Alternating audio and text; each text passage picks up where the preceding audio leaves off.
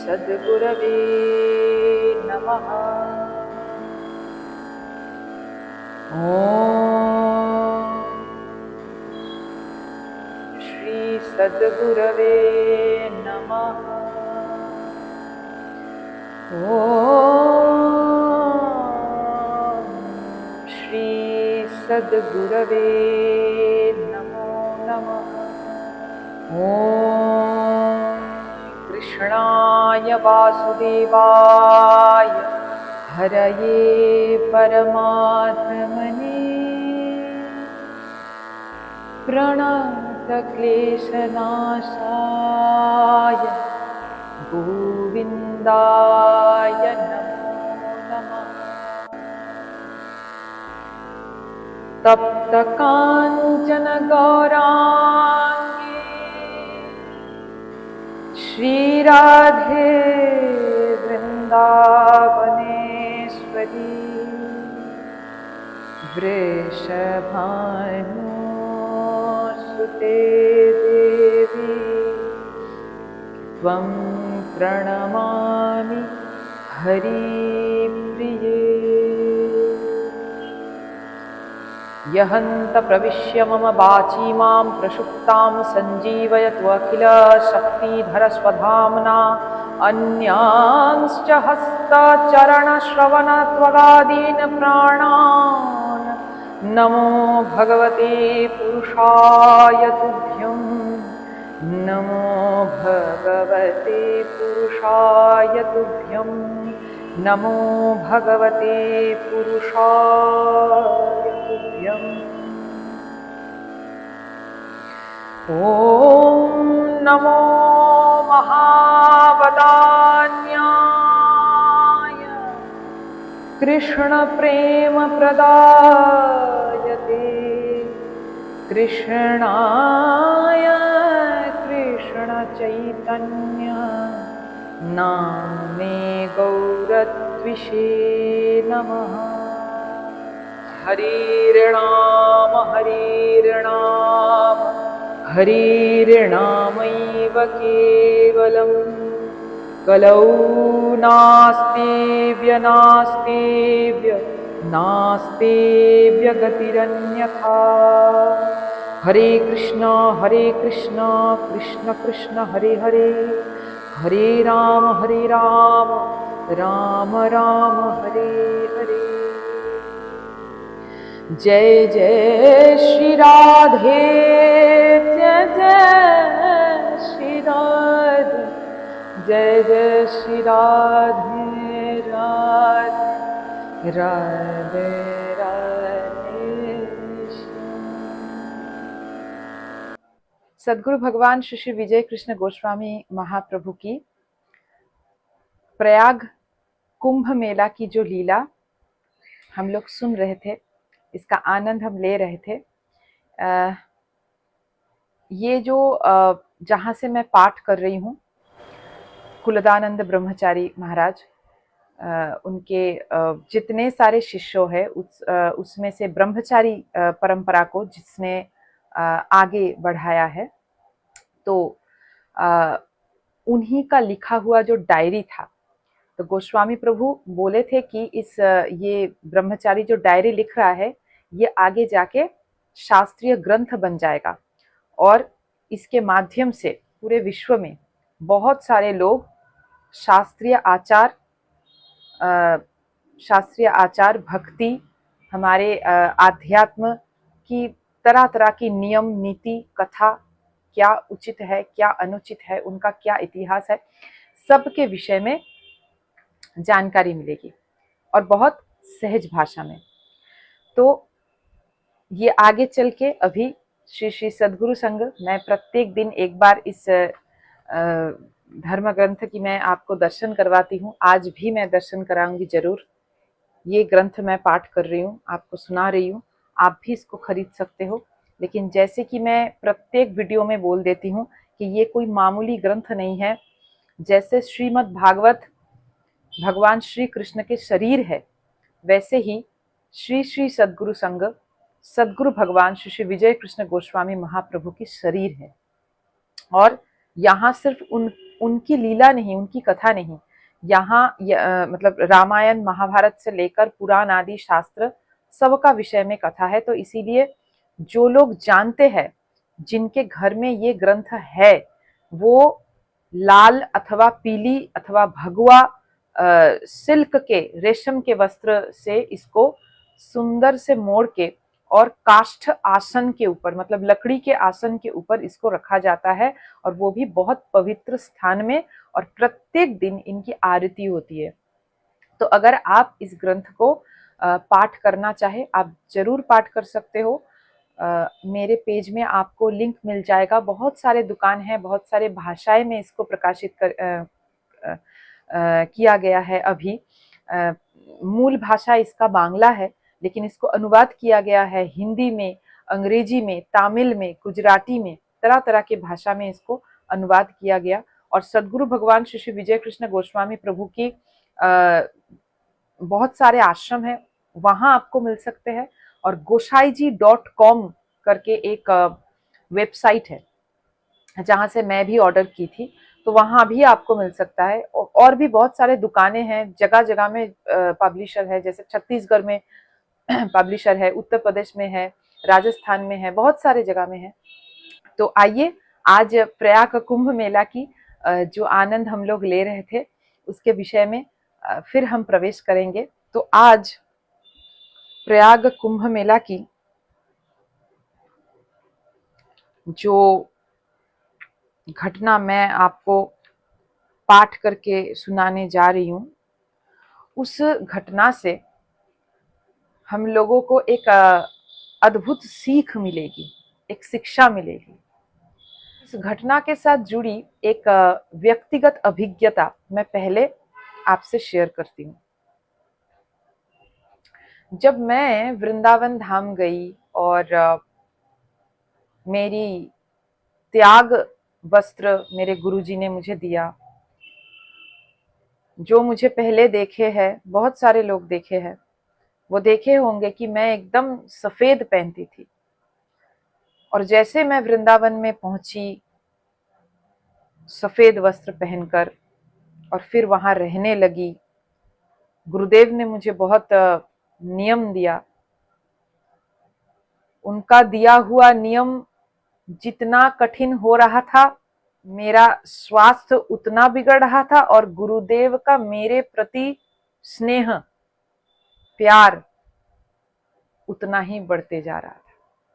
आज जैसे आप मुझे देख रहे हो, मैं वैसे नहीं थी। मेरा रंग रूप सब कुछ उस नियमों को चलते हुए, जब मैं नियम कर रही थी, सब खत्म हो गई थी। मैं खुद को देख रही थी, तो मतलब जब आईना के सामने मैं खड़ी होती थी, तो मैं खुद को पहचान नहीं पाती थी। हाँ, चरित्र में एक अद्भुत तेज थी, ललाट में एक तेज थी, जो मैं स्वयं ही देख पाती थी आईने के सामने जब मैं खड़ी होती थी। लेकिन रूप एकदम से चली गई थी।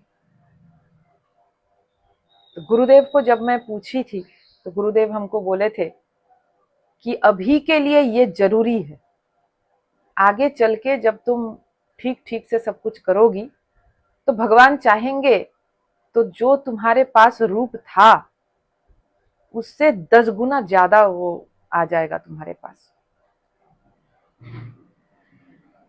एक दिन ऐसे बोलने के बाद मैं फिर कभी मेरे गुरुदेव से नहीं पूछी थी इसके विषय में, और इसके विषय में मैं वॉरिड भी नहीं होती थी। मैं अपना कर्म में लगी थी और बहुत आनंद में जीती थी। इसको लेकर मुझे कोई असुविधा नहीं था।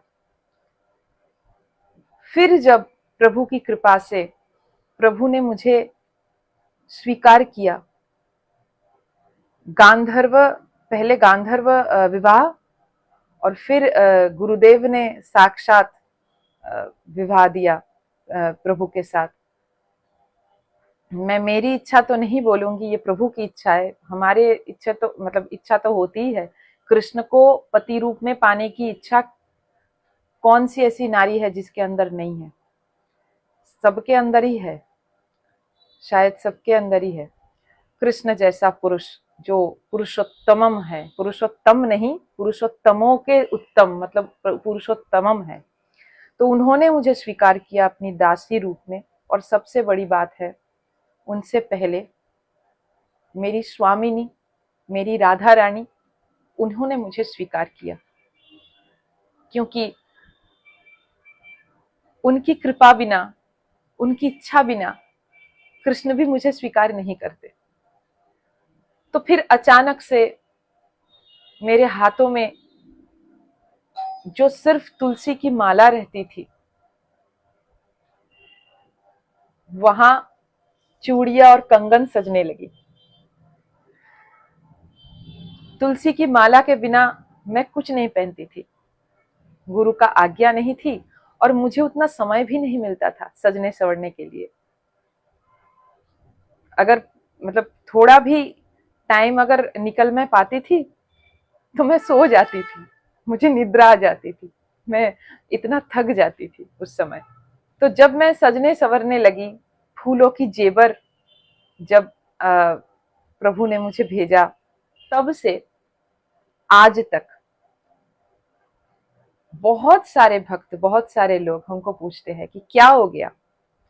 बहुत सारे लोग ये भी बोलते हैं कि इतना सहज नहीं है, त्याग लेना, हो गया बस 4 दिन सफेद कपड़े ओढ़ लिए, बस हो गया, फिर सजने संवरने लगे, हाथों में चूड़ी और मांग टीका और झुमका और न जाने क्या क्या, आंखों में काजल।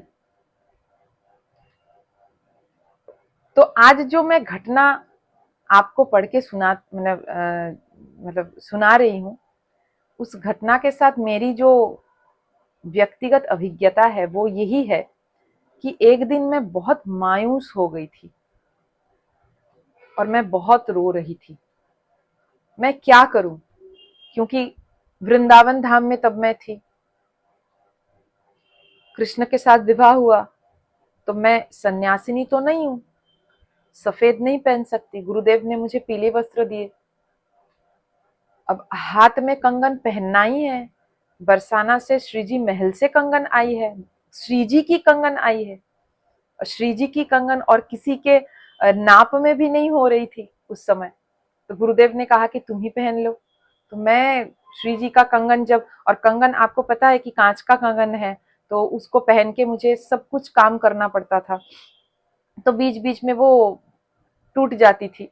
तो जब टूट जाती थी मैं कुछ नहीं बोलती थी, मैं खाली राधा रानी को बोलती थी कि राधा रानी टूट गई, ऐसे दिखा के बोलती थी, या प्रभु को बोलती थी प्रभु टूट गई।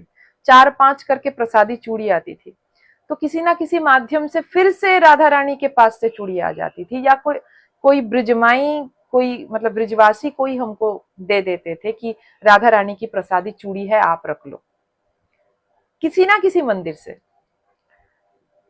तो मैं क्या करूं, क्या मैं चूड़ी उतार दूं, क्या मैं मेहंदी ना करूं, क्या मैं करूं। तो मैं बहुत रोती थी और मैं किसी के साथ ये मतलब शेयर नहीं कर पाती थी, खाली मैं अपनी माँ को बोलती थी। और माँ मेरी बेचारी बहुत सहज है, बोलती थी कि सब ऐसे बोल रहे हैं, तो जो करना है तेरे पति करेंगे, तो तू फिलहाल तू सफेद में ट्रांसफर हो जा, मतलब फिर से सफेद पहनना शुरू कर, और बिल्कुल ये सब एकदम से छोड़ दे, लोग ऐसे बोल रहे हैं ये उचित नहीं है।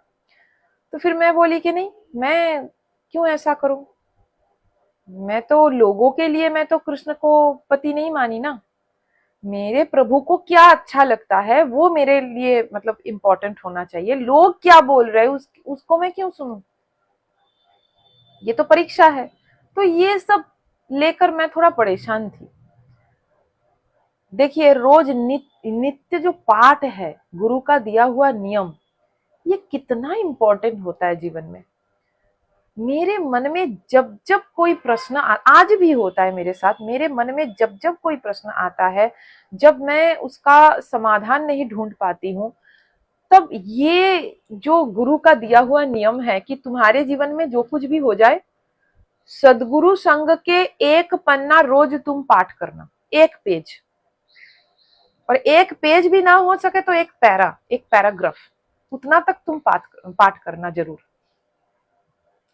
तो एक दिन कुछ ऐसा घटना घटित हुआ, कुछ ऐसे शब्द मुझे सुनना पड़ा जिसको मैं सहन नहीं कर पाई थी, और मैं बहुत रोई थी, बहुत भयंकर मैं रोई थी।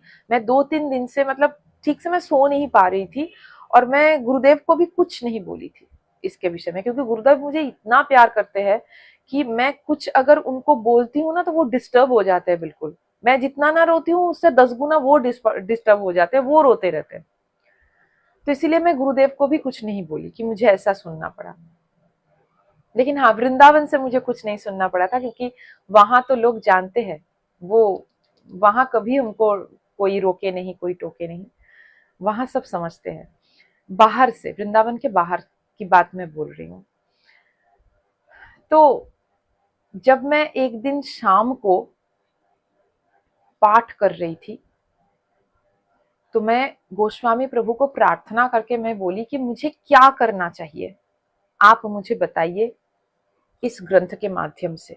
और मैं प्रार्थना की, और जैसे ही ऐसे मैं खोली एकदम से, तो ये घटना मेरे सामने आ गई। तो आज वही घटना मैं आपको पाठ करके सुना रही हूँ। मौनी बाबा के पास, जो पहला एपिसोड में मैं आपको पाठ करके सुनाई थी कि मौनी बाबा करके वहां एक बहुत उच्च कोटि के महात्मा थे, जहां गोस्वामी प्रभु जब प्रयाग कुंभ मेला में वो गए थे तो बीच बीच में मौनी बाबा के पास वो जाते थे। तो मौनी बाबा के पास वो पहुंचे, कुछ देर वहां बैठे, और फिर मौनी बाबा के पास से निकलकर गोस्वामी प्रभु सन्यासियों की मंडली पर गए।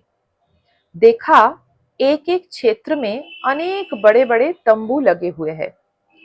किसी किसी तंबू में आसन, वस्त्र कुछ नहीं है, केवल रेत है। किसी में पैरा बिछा है, पता नहीं ये पैरा क्या होता है। किसी किसी में रस्सी और गलीचा बिछा हुआ है। फिर किसी किसी तंबू में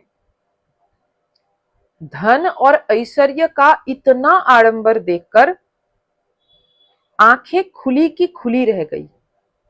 किसी राजा महाराजा के मतलब ड्राइंग रूम में भी इतना सजावट के सामान नहीं होते हैं। गोस्वामी प्रभु के साथ घूमते घूमते हम लोग सन्यासियों के एक सबसे बड़े तंबू के द्वार पर पहुंचे। सबसे बड़ा तंबू है ये। देखा शिविर के भीतर एक सिंहासन के ऊपर स्वर्ण जड़ित बहुमूल्य मखमल की गद्दा बिछा हुआ है, और उस पर एक सन्यासी बैठे हैं। एक सिंहासन, उसके ऊपर मखमल का गद्दा, उसके ऊपर कौन बैठा है? एक सन्यासी बैठा हुआ है। उनके पीछे मखमल के मोटे मोटे सुचित्रित तकिया रखा हुआ है। सन्यासी का भगवा रंग का परिधान वस्त्र अंगरखा भी जगमगा रहा है। अंगरखा मतलब चौबंद टाइप का कुछ, इसको इस्लामी भाषा में अंगरखा कहते हैं, और हमारे भाषा में इसको चौबंद अथवा बंदी भी बोलते हैं। वृंदावन में सब बोलते हैं बंदी। तो यहाँ रस्सी होता है, यहाँ रस्सी होता है, यहाँ बांधा जाता है, यहाँ बांधा जाता है। बंगाली लोग इसको बनियन भी बोलते हैं, बनियन टाइप का कुछ। तो भगवा कलर का वो अंगरखा एक पहना हुआ है, और वो जगमगा रहा है, एकदम चमक रहा है। उनके गले में क्या है? हीरा, मुक्ता, लाल मणि, पन्ना इत्यादि मणियों की माला चमक रही है। प्रत्येक मणि से भिन्न भिन्न रंगों की ज्योति निकल रही है। उन मालाओं का मूल्य कितना होगा अनुमान नहीं लगा सकते। रेशम की रंगीन पगड़ी पहनकर स्वामी जी व्यास आसन पर बैठे हुए हैं। देखने में राजा महाराजा के समान बड़े सुंदर, तेजस्वी एवं उज्जवल गौर वर्ण के हैं। तंबू के भीतर अनेक सेठ, मारवाड़ी और धनी लोग बैठे हुए हैं। स्वामी जी थोड़ा मुस्कुराते हुए बड़े उत्साह के साथ उन लोगों को शास्त्र पुराण की बातें कहकर उपदेश कर रहे हैं। सभी एकाग्र होकर सुन भी रहे हैं। स्वामी जी के दाहिने ओर एक अति वृद्ध सन्यासी पुराने कंबल पर बैठे हुए हैं। क्या कॉन्ट्रास्ट है, देखिए, ये बहुत ध्यान से सुनिए। हाँ, स्वामी जी हीरा, मुक्ता, प्रबाल आदि बहुमूल्य रत्न पहनकर और जगमगाते हुए वस्त्र पहनकर स्वर्ण के सिंहासन के ऊपर बैठकर शास्त्र पुराण का व्याख्या कर रहे हैं। ठीक है। और उसी के बगल में एक एक वृद्ध सन्यासी पुराने कंबल पर बैठे हुए हैं। वे बीच बीच में स्वामी जी को उत्साहित करते हैं। स्वामी जी पल पल में उनकी ओर देखकर आंसू बहा रहा है। उनका कंठ रुद्ध हो जाता है। हमें तंबू के सामने उपस्थित देखकर स्वामी जी ने गोस्वामी प्रभु को हाथ से इशारा करके बैठने के लिए कहा। ठाकुर के साथ हम लोग भी शिविर के भीतर बैठ गए। सभी बड़े ही भक्ति भाव से स्वामी जी का उपदेश सुनने लगे। स्वामी जी की विलासिता का अत्यधिक आडंबर देखकर पहले से ही मुझे अश्रद्धा होने लगी। अब कुलदानंद ब्रह्मचारी जी अपना फीलिंग बोल रहे हैं कि इतना आडंबर और इतना कुछ देखकर मुझे पहले से ही अश्रद्धा, अभक्ति फील होने लगा है। ठीक है, कि ये क्या सन्यासी है, मतलब स्वर्ण के सिंहासन के ऊपर बैठा हुआ है। उनका उपदेश इसीलिए हमको अच्छा नहीं लगा। उनका अश्रुपात और गदगद कंठ का भाव भी बनावटी लगने लगा। कुछ क्षण बाद गोस्वामी प्रभु सन्यासी को प्रणाम करके वहां से उठ गए।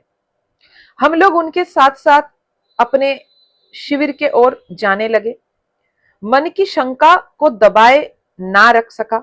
मैंने गोस्वामी प्रभु से पूछा, गुरुदेव, जो इतने विलासी है वो सन्यासियों के नेता कैसे हो गए? जो इतना विलासी है वो सारे सन्यासियों के नेता कैसे बन गए?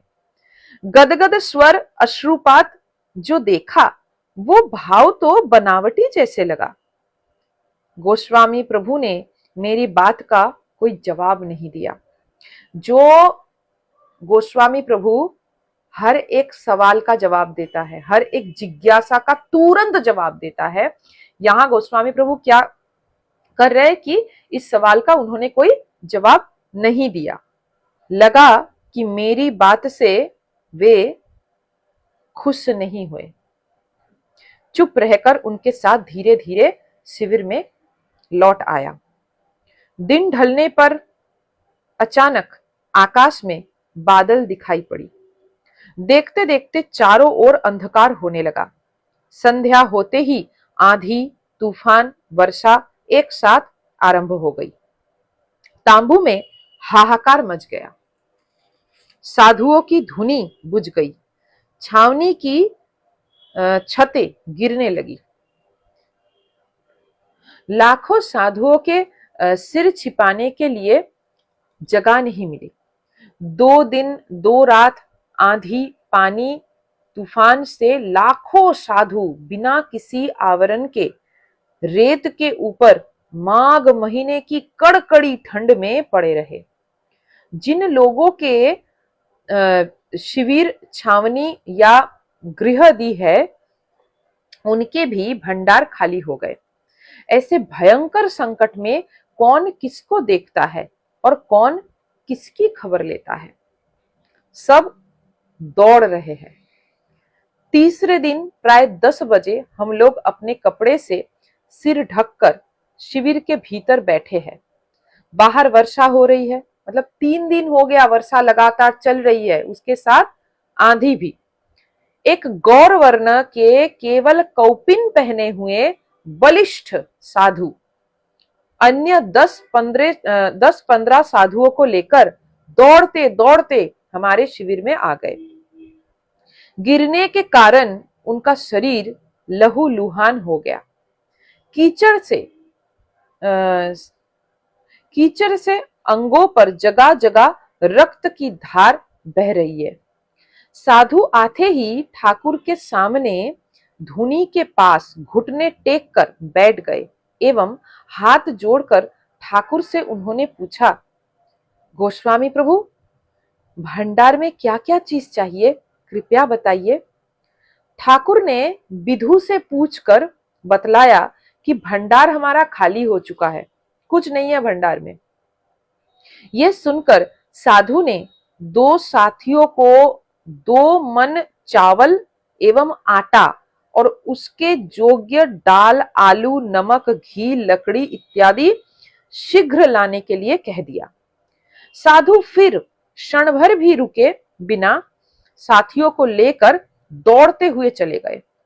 सुना है कल दोपहर से वे इतने भारी वर्षा में भी कई साधु को साथ लेकर प्रत्येक शिविर में प्रत्येक महंत लोगों के पास जा रहा है और किसको कहाँ क्या चाहिए, क्या आवश्यकता है, क्या ये सब खबर लेकर वो सब पहुंचा देने के लिए अपने साथियों को हुक्म दे रहे हैं।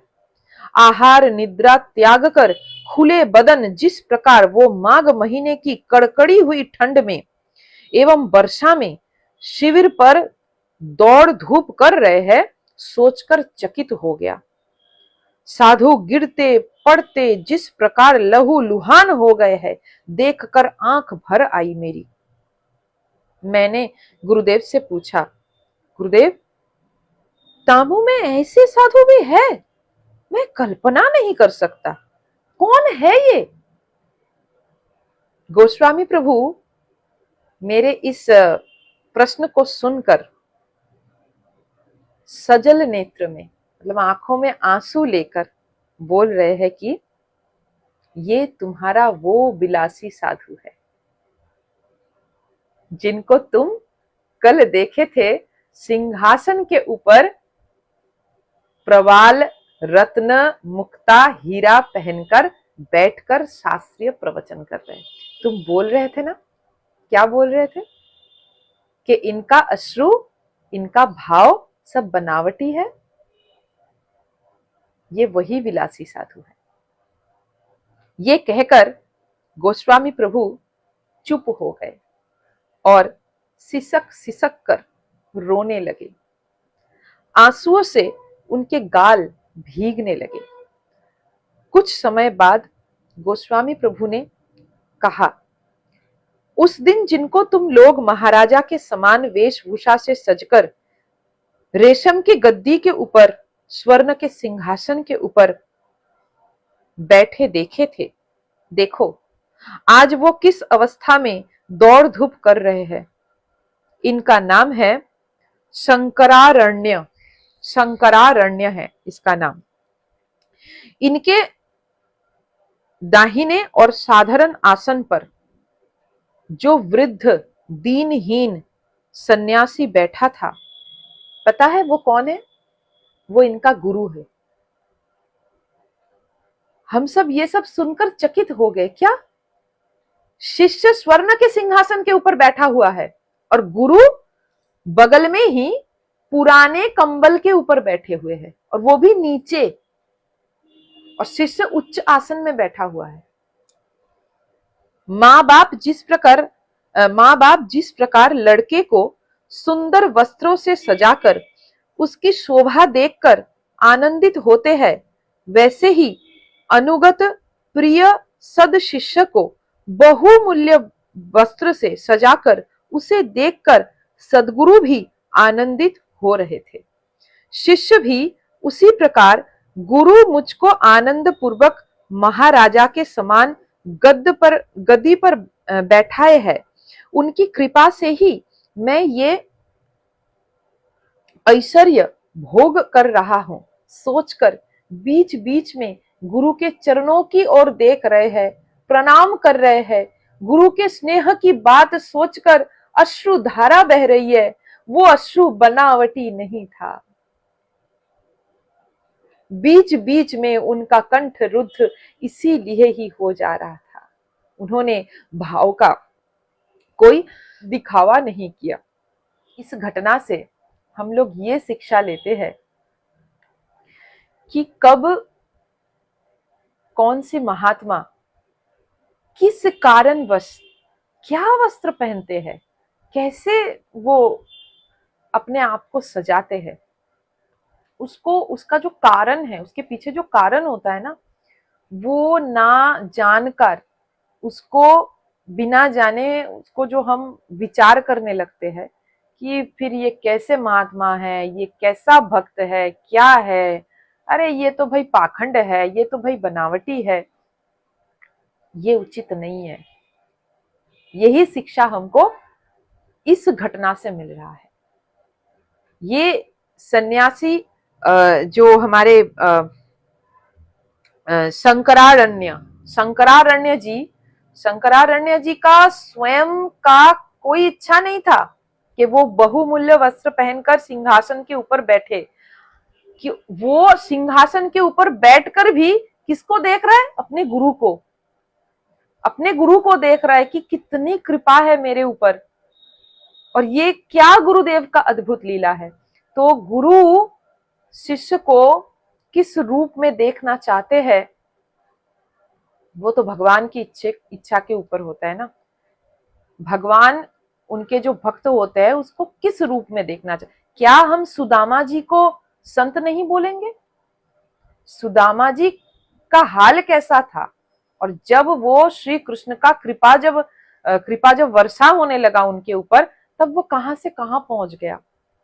जब वो बहुमूल्य वस्त्र, आज भी सुदामा कुटी है वृंदावन धाम में, आप सब जानते हो, सुदामा जी का जो गृह है वृंदावन धाम में, उसको देखकर हम अंदाजा लगा सकते हैं कि द्वापर काल में भगवान ने रातों रात क्या उनको, क्या से क्या कर दिया था उनको, है ना, एक गाना है ना, क्या से क्या हो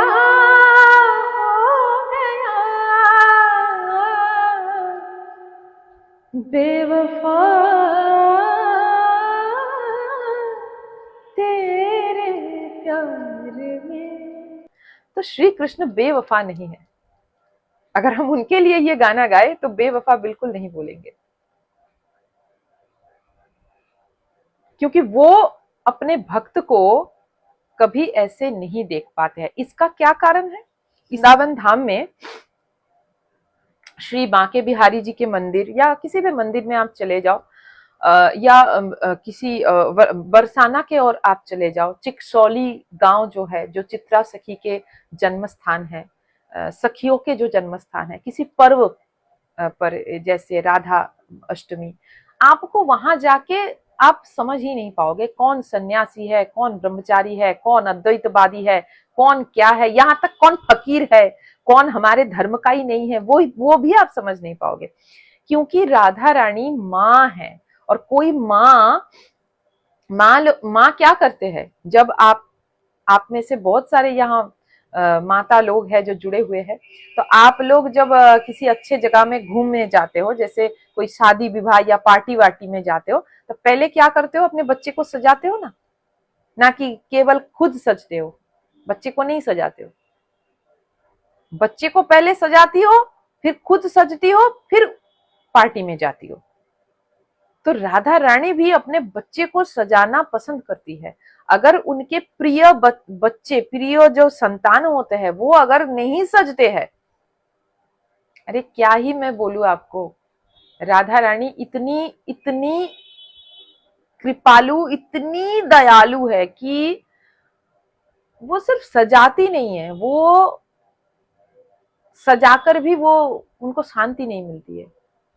मतलब जिनके ऊपर उनको प्यार, सबको ही प्यार करते हैं, लेकिन जिनको ऊपर उनको मतलब वो वाला, वो ज्यादा वाला प्यार आ जाए ना, क्योंकि वो तो पहचानती है कि हमारे नित्य धाम के लोग कौन हैं और कौन यहाँ आए हुए हैं।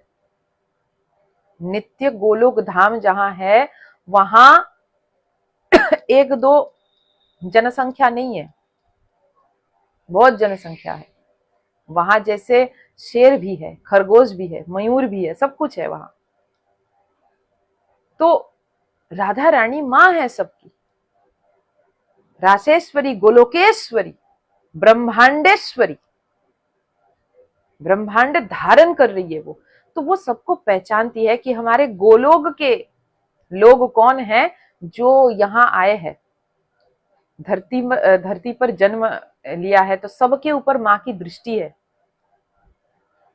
तो वो पहचानती है कि अरे ये मेरा जो बच्चा है, ये जो मेरी बच्ची है, ये नित्य धाम में तो ऐसे रहती थी, ऐसे सज धज कर रहती, ये अचानक से क्या हो गया।